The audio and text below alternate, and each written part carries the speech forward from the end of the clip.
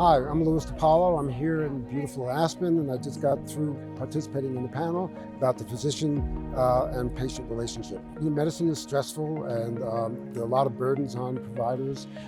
Mount Sinai very early recognized that we need to have resilient physicians.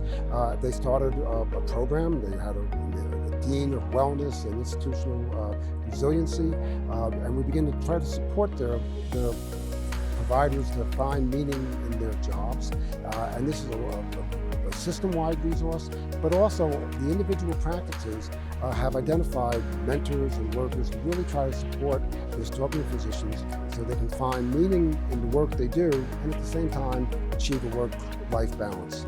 There's a lot of talk into the electronic medical record, and I talk to my patients and I say, meet my computer, the third person in the room.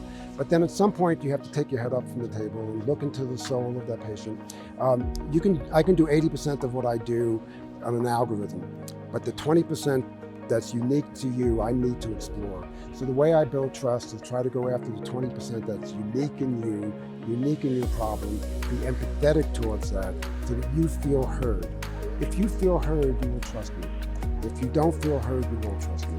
So my job is in that window of opportunity for me to hear you, so that you can trust that I've heard you. There is a way forward that we can improve the patient relationship, given even all the economic stresses, all the time stresses, all of the manpower stresses that we face. There's a way forward as long as we work better and we work smarter and we train our clinicians to listen better.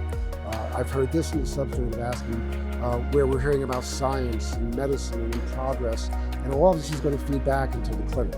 So I think that's the beauty of this. We hear these high-minded ideas, and for me, I'm trying to figure out how can I bring them back into our clinics.